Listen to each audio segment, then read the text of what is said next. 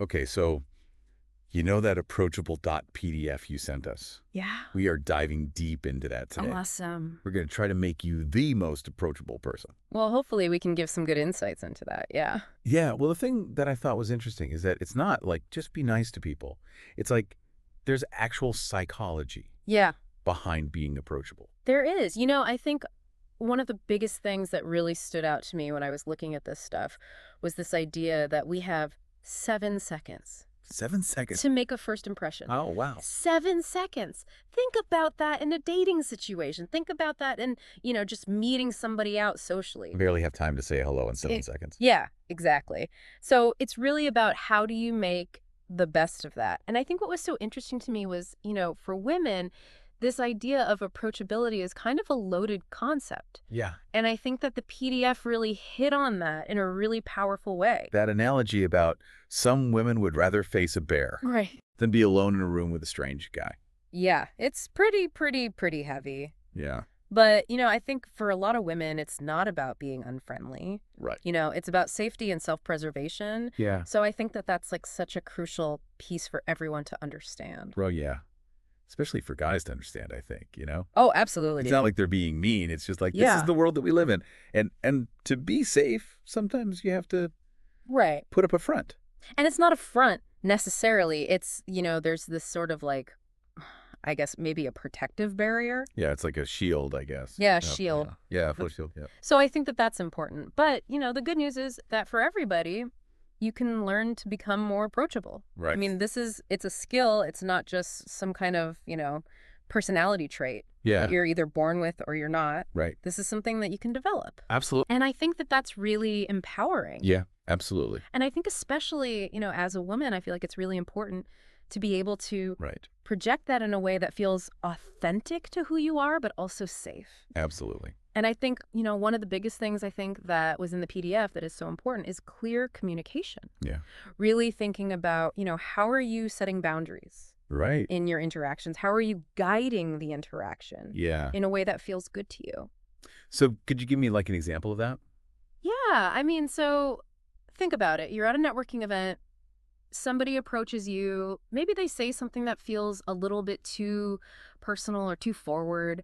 Instead of just feeling like you kind of want to shut down or that you're trapped in that moment, there's a way to sort of steer the conversation. You could say something like, that's interesting, but I'm really focused on trying to, learn more about XYZ tonight. Right. So kind of redirect it in a way that... So it's like you're being assertive, but not aggressive. Exactly. It's about owning, your space in the conversation. Absolutely. And, I think that also leads to sort of the common barriers to approachability. Yeah. Why are those? So we talk about things like body language, closed off body language, Yeah. facial expressions. Sometimes we just have neutral facial expressions. Yeah. We don't mean anything by it, but Right. it can be perceived in a certain way. And then, of course, social anxiety, Right. which a lot of people experience. So the body language thing, I mean, everyone always says, don't cross your arms. Right. Like that's just like Yeah. approachability 101. But what are some other things that we might be doing that we don't realize? Yeah, I mean, think about things like angling your body away from someone. If you're kind of turned away from them a little bit, keeping your head down, even just like fidgeting, Oh, yeah? can be a sign of like nervousness and kind of make people feel like, oh, maybe I shouldn't approach this person. Yeah. Well, and also I think it's interesting, like I've read about mirroring. Yeah. So like if you're trying to have a conversation, like if you can mirror the other person's body language, that makes them feel more comfortable. It does. It's that subtle thing that we do, subconsciously that kind of signals, hey, we're on the same page here. Right. So it's definitely a good tip. Just don't overdo it. Don't be weird. Don't be too obvious about it. Right. So body language, got it. Yeah. Facial expressions. I know I'm really bad at this Yeah. because I just naturally have like a resting bitch face. I think we all do sometimes, Like I'm not mad at anybody. Right. I'm just like thinking. Right. And I know it makes me look unapproachable, but Right. I mean, and a neutral face isn't a bad thing, but, there is so much research on this. Yeah. Like, the power of a smile is incredible. yeah, I know. So smile more. Check. Yeah. But like sometimes it feels forced, Yeah. Like if you're at a party and you feel like you're like having to smile at everybody. Yeah. How do you make it feel genuine? Well, I think the trick is to try to actually tap into the feeling behind it. Yeah. Instead of just sort of like plastering on a smile, Right. think about like something that genuinely makes you happy. Yeah. Like a funny memory or just the fact that you're out and you're around interesting people. Yeah.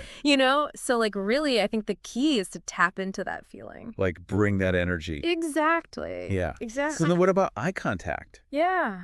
Because like you don't want to stare someone down. No. But you want to make eye contact. You do. And again, think of it like a dance. Yeah. You make eye contact, hold it for a few seconds, look away briefly, and then re-engage. Got it.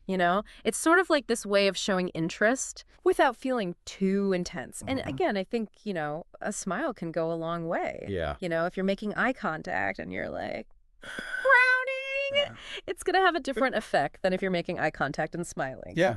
Yeah. It's all starting to come together. Yeah. Hey, then the last thing is active listening. Right. Yeah. Which, again, like, that seems obvious. Seems obvious. But how do you actually do it? Yeah. It's more than just nodding and saying, uh-huh. Yeah. So I think one of the best things you can do is to actually reflect back what the other person has said. Oh, yeah. Not just parroting their words, but really try to, like, summarize the main point they were making. Got it. In a way that shows, like, I hear you, I understand. Right.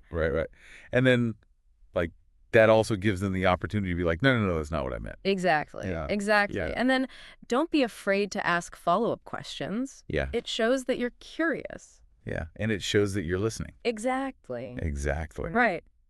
That reminds me of the thing in that PDF. Yeah. About that networking event where the person went, like, they were dreading it. Yeah. But they went, and there was someone standing alone, and they just, like, smiled at them. And that was the beginning of a great connection. Exactly. And that changed the whole course of the night. Yeah.